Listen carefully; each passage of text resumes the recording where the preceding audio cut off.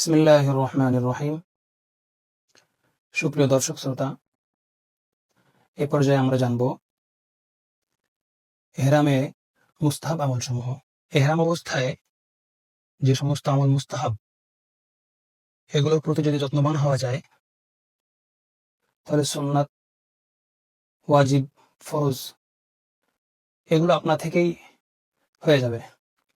যে ব্যক্তি মুস্তাহাবের প্রতি গুরুত্ব দিবে তার সুন্নাত, ওয়াজিব, ফরজ এগুলো সেভ থাকবে। এজন্য আমরা ফরজ, ওয়াজিব, সুন্নাত এগুলোকে সেভ রাখার জন্য মুস্তাহাব আমলের প্রতি খুব বেশি মনোযোগী হবো ইনশাআল্লাহ। এক, বেশি বেশি তালবিয়া পড়া, বেশি বেশি তালবিয়া পড়তে হবে। তালবিয়া পড়ার ক্ষেত্রে সবচেয়ে জরুরি যে বিষয়টা, যে আমরা তালবিয়া পড়ছি, লাব্বাইক আল্লাহুম্মা লাব্বাইক এটুক বলা হয়েছে, কেউ পাশ দিয়ে একটু নক করলো, তার সাথে একটু সময় দিলাম, একটু কথা বললাম। তালবিয়াকে মাঝখানে ছেড়ে দেওয়া মাকরুহ। তালবিয়া শুরু করলে শেষ করে তারপরে অন্য কাজ করতে হবে। কথা বলা যার কারো প্রয়োজন থাকলে সেগুলো সমাধা করা। তালবিয়া মাঝখানে রেখে দিয়ে অন্য কাজে মনোযোগী হওয়া, এটা মাকরুহ। এই জন্য আমরা কোনো ক্রমেই তালবিয়া মাঝখানে ছেড়ে দিব না। বেশি বেশি তালবিয়া পড়া, যখনই পড়বো 3 বার পড়বো, যখনই পড়বো 3 বার পড়বো। বেশি বেশি জিকির করা, তাসবিহ, তাহলিল, তাহমিদ, তাকবীর। কোরআন তেলাওয়াত করা, সময় নষ্ট না করে ইহরাম অবস্থায় বিমানে আছি, বিমানে ওঠার আগে অপেক্ষা করছি, বসে আছি, কোরআন তেলাওয়াত করবো বসে বসে, সময় নষ্ট করবো না, গল্প গুজব করবো না। রাসূলুল্লাহ সাল্লাল্লাহু আলাইহি ওয়াসাল্লামের সান্নিধ্যে যাচ্ছি, কাজেই দুরূদ শরীফ বেশি বেশি পড়া। 5, আল্লাহর কাছে দোয়া এবং বেশি বেশি ইস্তেগফার করা। ইস্তেগফার অনেক গুরুত্বপূর্ণ একটা আমল। ইস্তেগফার খুবই পছন্দনীয় আমল, এত বেশি পছন্দনীয় আল্লাহ তাআলার কাছে, আল্লাহ তাআলা নবী সাল্লাল্লাহু আলাইহি ওয়াসাল্লামকেও শিক্ষা দিয়েছেন বেশি বেশি ইস্তেগফারের জন্য। রাসূলুল্লাহ সাল্লাল্লাহু আলাইহি ওয়াসাল্লাম বলেন, আমি দৈনিক কমপক্ষে 100 বার ইস্তেগফার করি।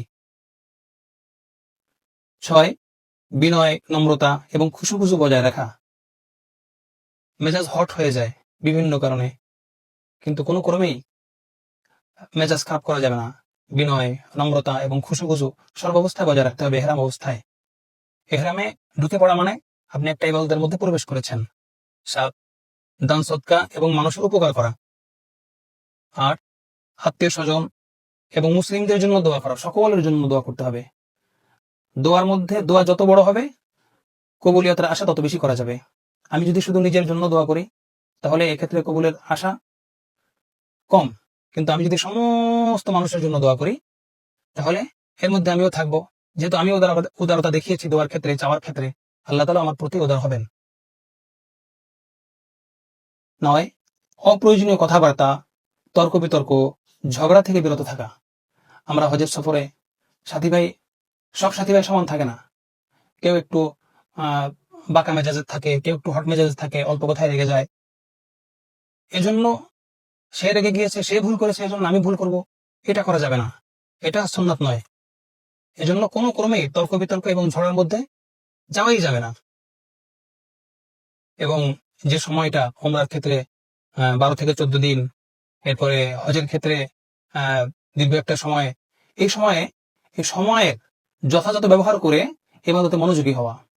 11, ধৈর্য, উত্তম চরিত্র প্রদর্শন করা। 12, সহযাত্রীদের কষ্ট না দেয়া এবং তাদের সহযোগিতা করা। নিজের মনে মনে এইটা থাকতে হবে যে আমি কাউকে কষ্ট দিব না, আমি কাউকে কষ্ট দিব না। আমি যদি ভাবি যে কেউ আমাকে কষ্ট দিবে না, তাহলে এটা আমার জন্য সঠিক ভাবনা হলো না। আমি ভাববো যে আমি কাউকে কষ্ট দিব না।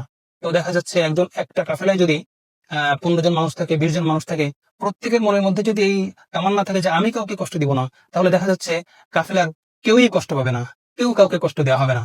এজন্য অন্য কে কষ্ট কি করলো না করলো সেটা না ভেবে আমি ভাববো যে আমি কাউকে কষ্ট দিব না।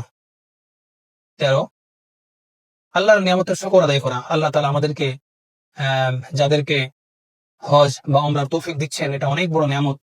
আল্লাহ তাআলার ঘরে যাওয়া, রাসূলুল্লাহ সাল্লাল্লাহু আলাইহি ওয়াসাল্লামের জিয়ারতে যাওয়া, এটা অনেক বড় একটা নিয়ামত। এই নিয়ামতের শুকরিয়া বেশি বেশি আদায় করা, যে আল্লাহুম্মা লাকাল হামদু ওয়া লাকাশ শুকর, এই দোয়া বেশি বেশি করা।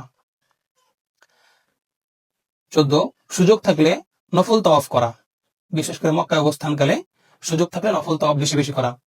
15, হজ এবং উমরার প্রতিটি কাজ সুন্নাহ অনুযায়ী আদায় করার চেষ্টা করা। প্রত্যেকটা কাজ সুন্নাহ অনুযায়ী আদায় করার চেষ্টা করা। এই জন্য জরুরি হচ্ছে হজ বা উমরায় যাওয়ার আগে মুআল্লিম আমাকে সবকিছু শিখিয়ে দিবে, এই অপেক্ষায় থাকবো না। আমি পাড়া বা মহল্লার পরিচিত আলেম, কাছের আলেম বা ইমাম, মুয়াজ্জিন তাদের কাছ থেকে প্রতিনিয়ত যাওয়ার আগে প্রতিনিয়ত নিয়মিত ক্লাসের মাধ্যমে হোক, যেভাবে হোক সময় নিয়ে হজ বা এহরামের সুন্নাত, নফল, ফরজ, স্থান, ম্যাপ, মানচিত্র, কোথায় কোথা থেকে কোথায় যেতে হবে সবকিছু আমি যদি জেনে যাই, নিজে যদি সবকিছু কণ্ঠস্থ করে যাই, মুখস্থ করে যাই, নলেজ নিয়ে যাই, জ্ঞান নিয়ে যাই, তাহলে আমি যদি কখনো হারিয়ে যাই, দলছুট হয়ে যাই, সেক্ষেত্রে আমি একা একা সবকিছু সমাধান করতে পারবো। আর যদি শুধুমাত্র মুআল্লিমের উপর নির্ভর করে থাকি, তাহলে দেখা যাচ্ছে আমি অনেক অনেক ভুল করে বসবো, আমার হজ হবে না, আমার উমরা হবে না, আমার দম লাজিম হবে, আমি নিজেই জানবো না। আল্লাহ তাআলা আমাদের সকলকে হজের মুস্তাহাব আমলের প্রতি মনোযোগী হওয়ার তৌফিক দান করেন, আমিন। কোনো কারণে আপনি মুসলিম ইমামের সঙ্গে কন্ট্যাক্ট করতে পারছেন না, বা আপনি যার সঙ্গে যাবেন আপনার মুআল্লিম, তার কাছ থেকেও আপনি শিখতে পারছেন না, সেক্ষেত্রে আমরা সবসময় আছি আলহামদুলিল্লাহ আপনাদের খেদমতের জন্য। হজ বা উমরার যে কোনো মাসলা মাসাইল এবং শিক্ষার সুচারু নিয়ম, এগুলো আমরা আপনাকে প্রোভাইড করবো ইনশাআল্লাহ।